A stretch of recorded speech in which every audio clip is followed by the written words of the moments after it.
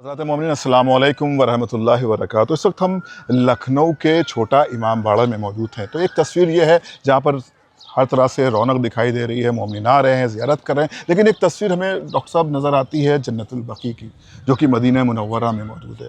आज भी वहाँ पर कब्रें वीरान पड़ी हुई हैं।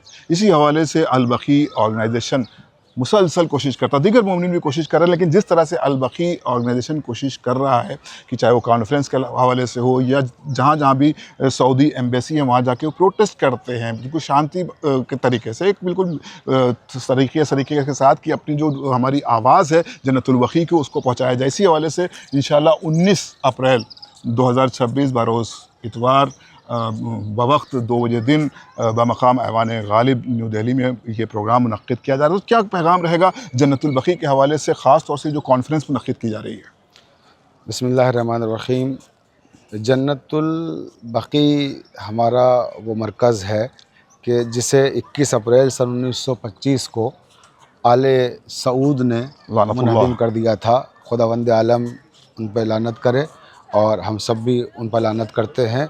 आले सऊद ने आले यहूद का किरदार निभाते हुए जन्नतुल बकी में न सिर्फ़ ये कि जनाब फ़ातिमा ज़हरा सलामुल्लाह अलैहा के मज़ार मुक़द्दस को मुनहदिम किया, बल्कि इमाम हसन अलैहिस्सलाम की क़ब्र मुताहर भी वहाँ थी और इमाम ज़ैनुल आबिदीन अलैहिस्सलाम की क़ब्र मुताहर भी वहाँ थी।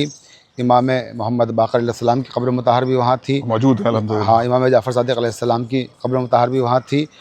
मैं इसलिए कह रहा हूँ कि वहाँ रोज़ों की शक्ल में थी पहले। जी। अब एक मैदान की शक्ल में सिर्फ़ निशान क़ब्र मौजूद है। बेशक। और उस वक्त आलीशान रोज़े थे इन सारे हमारे आइम्मा मासूमीन अलैहिमुस्सलाम के, और इसके अलावा बहुत सारे असहाब और बहुत सी अज़वाज की क़ुबूर भी वहाँ मौजूद थी जिन्हें इन मलऊनों ने मुनहदिम कर दिया। तो उसी के ख़िलाफ़ अल बकी ऑर्गेनाइजेशन एहतजाज कर रही है और पूरी दुनिया में जो हक़ पसंद लोग हैं और जो इंसाफ़ पसंद मुसलमान हैं वो एहतजाज करते रहते हैं। इस एहतजाज को तकरीबन 101 साल हो गए जारी है इनके ख़िलाफ़, लेकिन इन पर इसका कोई असर नहीं हो रहा है। ये बड़ी अफ़सोस की बात है।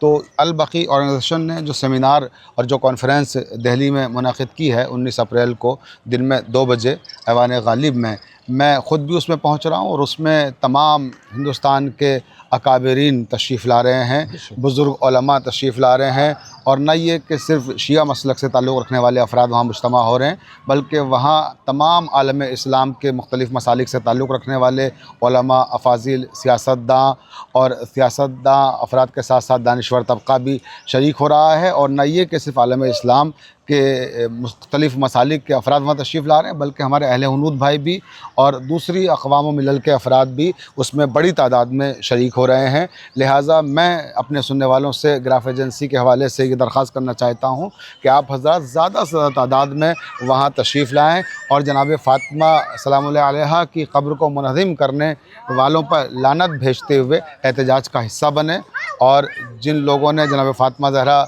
सलामुल्लाह अलैहा के हुकूक़ को गस्ब किया है और उनकी क़ब्र मुताहर को मिस्मार किया है, उनके ख़िलाफ़ बड़ी तादाद में मुज्तमा होकर एजिटेशन करें और आवाज़ हक़ बुलंद करें। बहुत शुक्रिया मौलाना डॉक्टर शफ़ीक हुसैन शफ़क़ साहब। यही गुजारिश तमाम हक़ पसंद अफराद की है कि वो आप हज़रात इंशाअल्लाह 19 अप्रैल 2026 बरोज़ इतवार दिन में 2 बजे से 6 बजे तक ये हमारा कॉन्फ्रेंस सेशन चलेगा ऐवान गालिब न्यू दिल्ली में। तमाम मोमिनीन से गुजारिश है कि कसीर तादाद में इसमें शिरकत फरमाएँ और हम सब को बिलख़ुसूस अल बकी ऑर्गेनाइजेशन को शुक्रिया का मौका फ़राहम करें। खुदा हाफ़िज़, वस्सलाम।